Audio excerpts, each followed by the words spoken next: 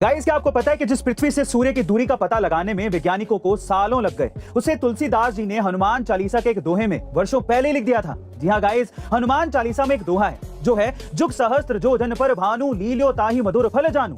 इसी में छुपी है सूर्य से पृथ्वी के बीच की दूरी। कैसे? चलिए मैं आपको बताता हूँ। दरअसल इस दोहे में पहला शब्द है जुग, जिसे हिंदी में युग भी कहा जाता है। अब युग भी चार होते हैं, कलयुग, द्वापर युग, त्रेता युग एंड सतयुग।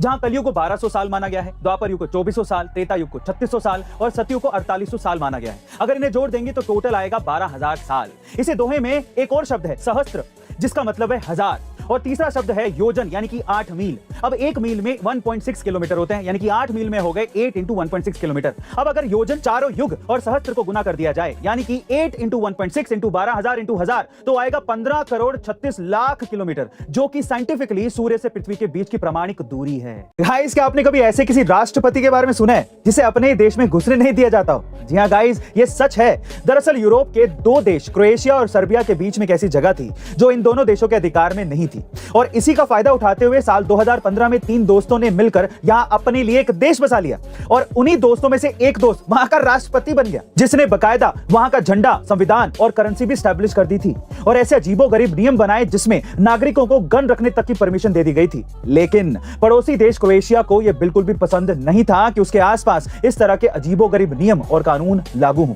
बस इसीलिए उसने राष्ट्रपति को गिरफ्तार कर लिया और उस लैंड पर आने जाने वाले सभी लोगों पर बैन लगा दिया। लेकिन इसके बावजूद भी वहां पर 2.5 लाख लोगों ने सिटीजनशिप के लिए अप्लाई कर दिया है। वैसे गाइस, अगर आपको इस देश में रहने का मौका दिया जाए तो आप क्या वहां पर रहना चाहेंगे? कमेंट सेक्शन में जरूर लिखिएगा। गाइस, क्या आपको पता है कि इंडिया दुनिया की तीसरी सबसे बड़ी एयरलाइंस मार्केट है, लेकिन बावजूद इसके हमारी एयरलाइंस कई दिक्कतों का सामना कर रही हैं। जहां एक तरफ एयर इंडिया कर्जे में डूबा हुआ है, तो दूसरी तरफ इंडिगो एयरलाइंस के एम्प्लॉय सड़क पर आकर प्रोटेस्ट कर रहे हैं। लेकिन इन सब क्राइसिस के बीच एक शख्स ऐसा भी था जो शायद इस एयरलाइंस मार्केट में रिवॉल्यूशन ला सकता था। जी हाँ गाइस, हम बात कर रहे हैं राकेश झुनझुनवाला जी की, जिन्होंने जाते जाते हमारे लिए अकाशा एयरलाइंस लॉन्च की, जिसमें उन्होंने 3 ऐसी चीजों पर फोकस किया जो इंडिया के एयरलाइंस को टॉप पर लेकर जा सकता है। पहला, अकाशा एयरलाइंस में नंबर ऑफ सीट्स को ज्यादा रखा गया है, जो कि काफी कंफर्टेबल है।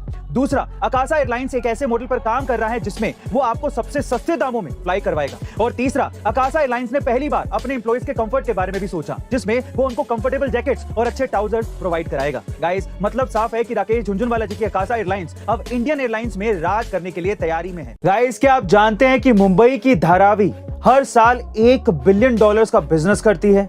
जी हाँ गाइस, $1 बिलियन का। कहने में तो धारावी एशिया का सबसे बड़ा स्लम एरिया है, लेकिन यह स्लम एरिया किसी अली बाबा के खजाने से कम नहीं है, क्योंकि यहां तकरीबन 20,000 छोटी फैक्ट्रियां चलती हैं, जिसमें garments, plastic recycling, leather products, soap making, pottery making जैसे कई सारे छोटे छोटे बिजनेस चलते हैं, और इन सब बिजनेसेस का साल भर का टर्नओवर करोड़ों में है। इतना ही नहीं, धारावी में तकरीबन 10 लाख लोग रहते हैं, और वो सब के सब इन बिजनेसेस के लिए काम करते हैं। वैसे गाइस, क्या आप इससे पहले तक मुंबई के धारावी के बारे में इफेक्ट जानते थे? और अगर नहीं तो कमेंट सेक्शन में जरूर लिखिएगा, और ऐसे अमेजिंग वीडियोस के लिए A2 मोटिवेशन चैनल को सब्सक्राइब जरूर कर लीजिएगा।